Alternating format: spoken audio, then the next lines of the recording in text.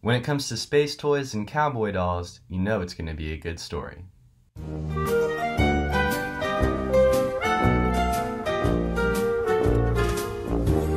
Hey everyone, welcome back to the channel. Today we're going to be looking at Pixar's first feature-length film, Toy Story. Released in 1995, this movie was a huge success and a fan favorite. In fact, the Rotten Tomatoes tomato meter gave it a 100%. So without further ado, let's talk about Toy Story. Before we delve into the movie itself, I want to say that this movie is brilliant away from the screen too. Movies like to sell merchandise, and this movie is perfect for merchandise. The main characters are toys, and unique toys too, so the market for toy sales is in Pixar's back pocket. Also, this movie is actually really funny, especially when it comes to Mr. Potato Head. It's got some great jokes for older viewers that go over younger viewers' heads, and the puns are just amazing. If you haven't seen it in a while, revisit it, because not only is it just a great movie on its own, it's really funny. So on to the movie. Very early on, Toy Story does a great job of making the toys seem real or alive. During Andy's birthday party, I'm not thinking they're toys, they're fake, this isn't anything I should care about. Instead, they seem so very real that I do care about their worries. Being able to make your audience care about what the characters care about is essential to any movie, and accomplishing this so early in the film is a huge success, especially when it comes to the fact that these are not people. They're toys, but their world seems very real. During the toys' first meeting in the opening, Woody isn't scared of being replaced because he knows he's Andy's favorite. He's a very arrogant character when we first meet him, but the irony is he becomes the one who should be worried and does worry about being replaced. He's so used to Andy's favoritism that when someone else, Buzz, steps into the picture and he has to do the dreadful thing of spending the night in the toy box, his ego has been crushed. That's his fall. He's been humbled. And this is a good time to talk about how well Woody and Buzz work together as adversaries and as friends.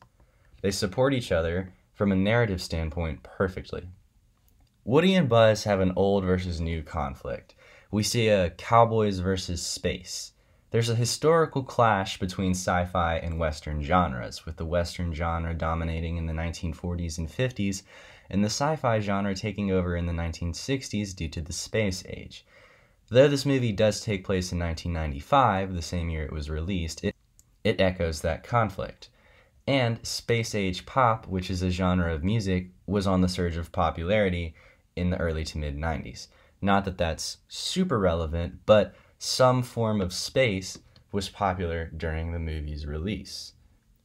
The conflict in this movie echoes a historical conflict that has gone on for so long. Let's look at the main difference between the two protagonists. When we meet them, Woody is cautious and embraces his being a toy too much, whereas Buzz is daring and refuses this toy nonsense. They're polar opposites, which makes for a good story because their disagreements make the audience question how they will find a middle ground and progress. They experience a necessary growth from their disagreements because they have to learn how to operate outside their comfort zone, how to work in a group, not solely take command, especially for Woody. They really work great as foils for each other. Now let's talk about the most dramatic part of the movie. Woody pushes Buzz out the window.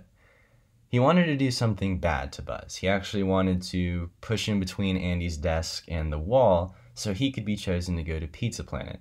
But he didn't mean to do something this bad, knock him out the window, label himself as a murderer to the other toys, a traitor.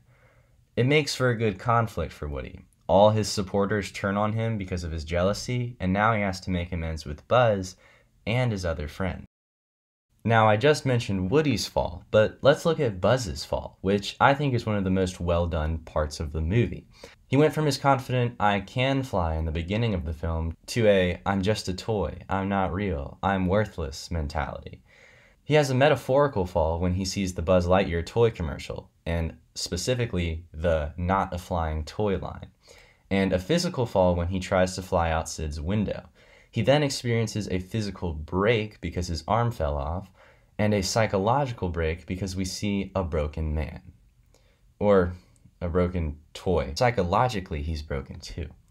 Now in this movie, Woody and Buzz have switched places. At first, we have Woody, who can't stand Buzz because of his ignorance, and now we have Buzz, who can't stand Woody because of his hope, and we can do this attitude to get back to Andy's house. Buzz thinks we're just toys, we can't do anything, because his fall was so dramatic. His whole world changed. A quick note on setting. After Andy's toys won't let Woody back into Andy's house, a storm comes. The setting changes. It's stormy at Woody's low point. This is a perfect way of allowing the setting to tell part of the story.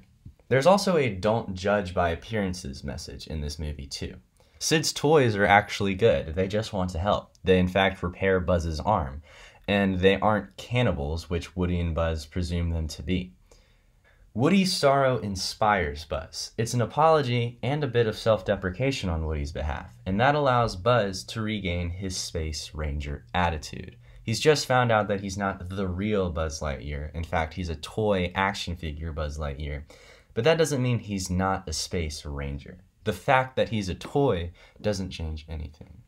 After Buzz is strapped to the rocket and Sid takes him away, Woody asks for help from Sid's toys. He says, "Please, he's my friend. He's the only one I've got." This shows how far Woody's fallen, but it's also his acknowledgement of his relationship with Buzz. The two have made amends, and they've grown a relationship together, but in the process, they've grown in themselves.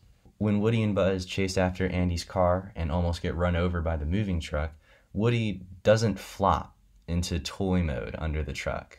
I really like this. This shows his growth. Back at the Dynaco gas station when the 18-wheeler pulls up, Buzz runs out of the way, whereas Woody just flops on the ground, and he almost gets crushed by the wheel.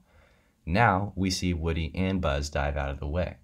It shows what Woody's learned from the Buzz. Yes, you're a toy, but you're much more than a toy. Woody always understood his relationship with Andy, but he never quite understood his relationship with himself. And lastly, falling with style. It started out negative as a joke. Buzz says he can fly, and Woody says you can't. You're a toy. You're made of plastic.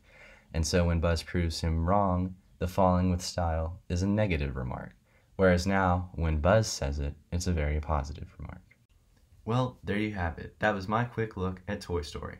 What do you think about Toy Story? Leave a comment in the comments section below, and as always, please like and subscribe. I'll see you guys next time.